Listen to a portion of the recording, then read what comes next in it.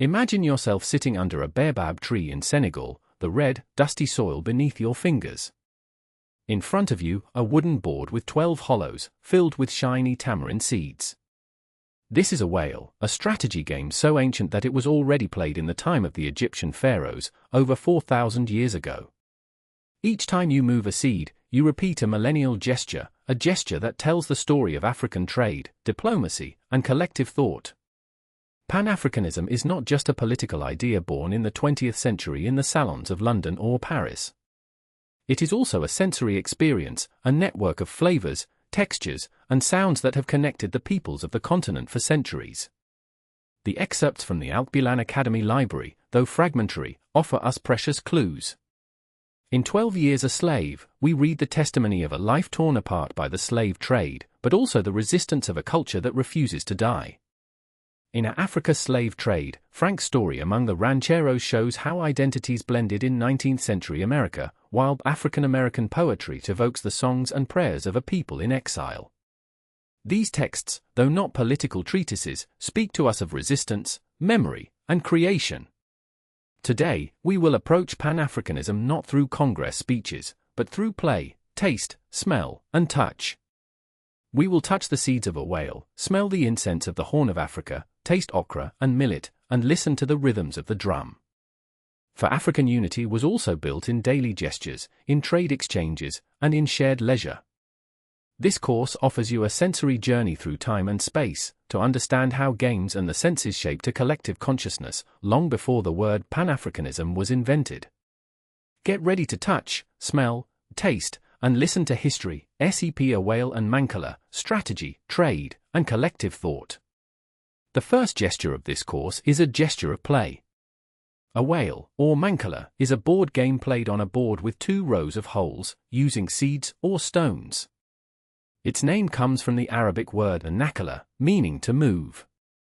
This game is found throughout Africa, from ancient Egypt to South Africa, including Ghana, Cameroon, and Ethiopia. In the document 12 Years a Slave, we read the story of a man who, torn from his land, carried with him the rules of the game learned in his childhood. The game is not mere entertainment, it is a school of strategic thinking and resource management. Each seed represents a unit of value, a sack of millet, a head of cattle. By playing, one learns to count, to anticipate, to negotiate. Historians estimate that mankala is the ancestor of all modern board games, and that it was exported to Asia and the Americas via trans-Saharan trade routes and the Atlantic slave trade. Root Africans, becoming a symbol of resistance and memory on American plantations. Touching the seeds of a whale is touching a history of trade networks that united West Africa with the Nile Basin, long before the arrival of Europeans. The game is also a tool of diplomacy. In the royal courts of Dahomey or Congo, offering in a whale board was a gesture of alliance. The seeds, often tamarind seeds or polished stones, were exchanged as currency. By playing, war chiefs learned to resolve conflicts without violence, through symbolic competition. Pan-Africanism, in its most ancient dimension, is therefore a practice of play, a way of thinking about the collective through strategy. The excerpts from African American poetry remind us that work songs and spirituals were also rhythmic games, ways of synchronizing bodies and minds. A whale teaches us that unity is not decreed, it is built move by move, seed by seed, in a dialogue between players. This is the lesson that the early Pan-Africanists, like W.E.B. Du Bois or Marcus Garvey, integrated. African unity requires collective strategy, equitable distribution of resources, and a shared memory of ancient gestures, the flavors of unity, cuisine, spices, and trade routes. If play is a vector of thought, food is a vector of memory. Close your eyes and imagine yourself in a West African kitchen. You smell the aroma of simmering okra, dried fish, red palm oil. You hear the pestle pounding millet in a wooden mortar. These smells and sounds are markers of a culinary identity that crosses the Atlantic. In the document 12 Years a Slave, the narrator describes meals on the plantation: cornbread, salted pork, sweet potatoes. But he also evokes, in the background, recipes learned in Africa, ways of cooking okra, seasoning with chili and ginger. Cuisine is a language. Spices, guinea pepper, cinnamon, cloves were at the heart of trans-Saharan trade and the incense route. Incense, indeed, is another key sensory experience. In A Tramp's Sketches, Stephen Graham describes Russian pilgrims burning incense in Greek monasteries. But incense is also an African essence, harvested in the Horn of Africa, Somalia, Ethiopia, and traded since antiquity with Egypt, Mesopotamia, and India. Smelling incense is smelling a history of trade routes that connected Africa to Asia and Europe, long before colonization. These routes were also routes of unity. Swahili merchants, Tuaregs, houses created exchange networks that mixed cultures. Pan-Africanism is also this history of culinary blending. Okra, native to West Africa, became a central ingredient of Louisiana gumbo. Millet, sorghum, African rice fed slaves in the Americas, and their descendants transformed these ingredients into identity dishes. In AFR, tea reduced to an abstract political idea. It has lived in kitchens, in spice markets, in the gestures of meal preparation. Culinary exchanges between Africa, the Americas, and the Caribbean are living proof that African peoples have always been connected, despite the violence of the slave trade. By learning to recognize the flavors of Africa, one learns to recognize a common history, the touch of textiles, Kent, Bogolan, and Pan-African identity. After play and food, the third sense that guides us is touch. Run your fingers over a Kent cloth, from Ghana. You feel the hand-woven strips of silk and cotton, the geometric patterns that tell proverbs and stories of royalty. Kent is a Pan-African symbol. It was worn by independence leaders like Kwame Nkrumah, and today it is worn in African diasporas during graduation ceremonies or weddings. Bogolan, or mud cloth, from Mali, has a rough texture, dyed with fermented mud and plant decoctions. Each pattern has a meaning. The crocodile symbolizes strength, the snake wisdom. Touching these fabrics is touching a history of artisanal techniques passed down through generations. In the document Frank Among the Rancheros, the character Frank meets Mexican artisans who weave blankets and ponchos. But the text also reminds us that weaving techniques were brought to America by African slaves. Indigo blankets, dyed with an African plant, were a status marker on plantations. The touch of African textiles connects us to an economy of exchange and creation. Fabrics were traded along caravan routes, from Timbuktu to Jan, from West Africa to North Africa. Pan-Africanism is also the recognition of these shared know-hows. The patterns of Kent are found in Kuba cloth from Congo, in raffia fabrics from Cameroon. By touching these materials, one touches a cultural unity that predates colonial borders. Pan-African leaders, like Leopold Sédar Senghor, often wore Bogolan or Kent garments at international conferences, to assert a proud and distinct African identity. Textile is a political language. It says, "We are not copies of Europeans, we have our own aesthetic, our own history." By training yourself to recognize the textures of African fabrics by touch, you develop a Pan-African sensibility.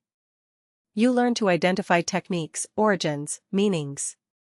Touch becomes a tool of historical knowledge. The smell of history, incense, medicinal plants, and routes of the soul.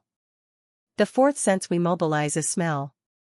In the document A Tramp's Sketches, Stephen Graham describes the smell of incense in Orthodox churches in Jerusalem. But incense, myrrh, cedar, sandalwood are African essences. The Horn of Africa, particularly Somalia and Ethiopia, was the main supplier of incense and myrrh to the ancient world. Egypti. Hem religious texts, agricultural techniques, musical instruments.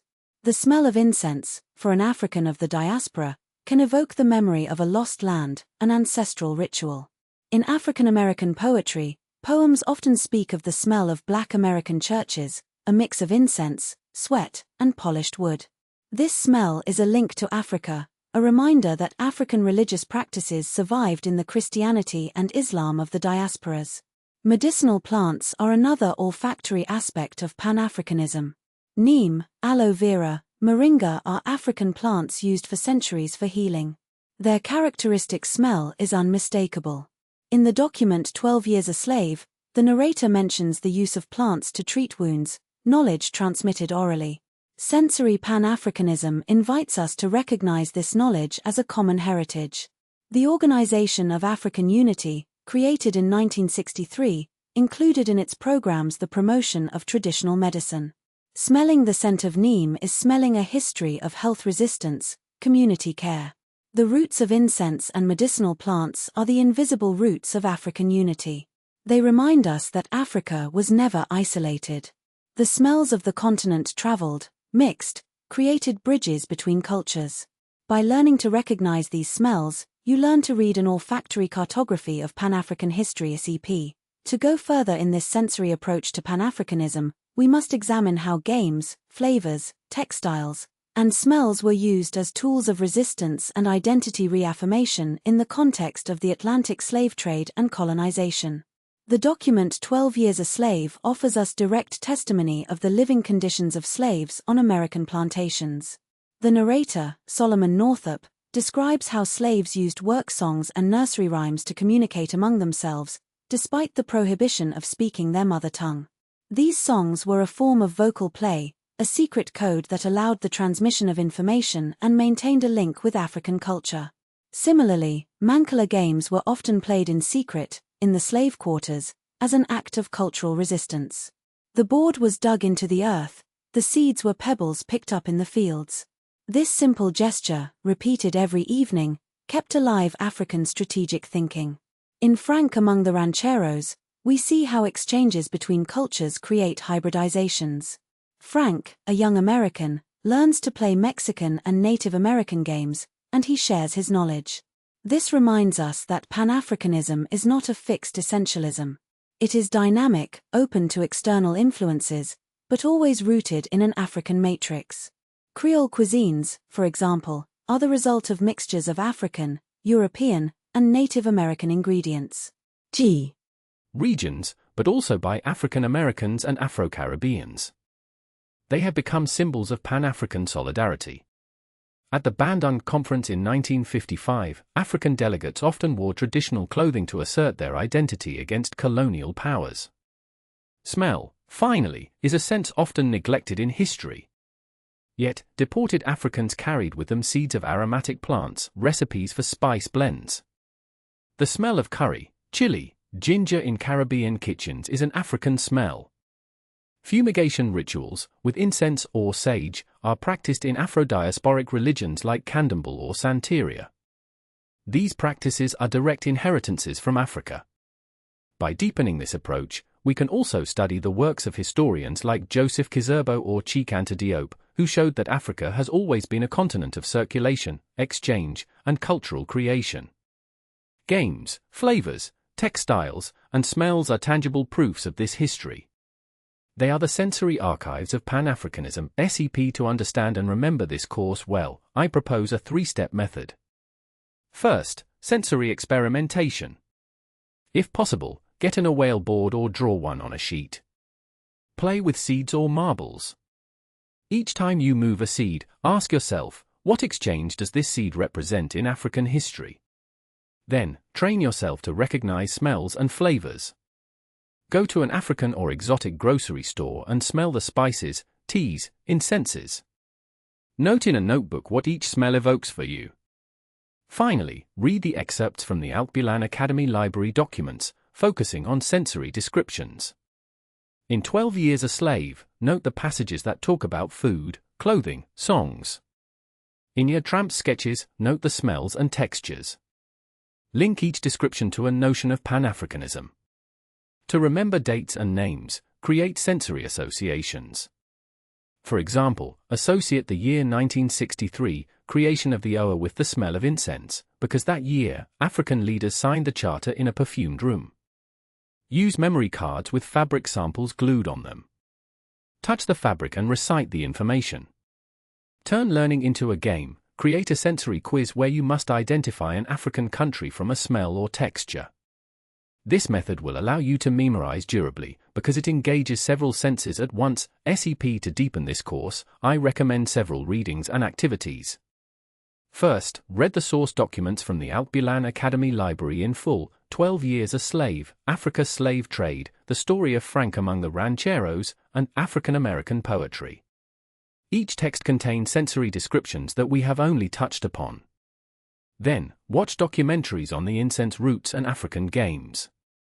The Self-open-ended questions. How did African games influence European games? Why were African spices so coveted? How did African textiles become political symbols? Finally, participate in African cooking or weaving workshops if you have the opportunity. Learning through the senses is the most powerful. Don't hesitate to write to your teacher to share your sensory discoveries. Pan-Africanism is a living history, and you can contribute to it by living it yourself.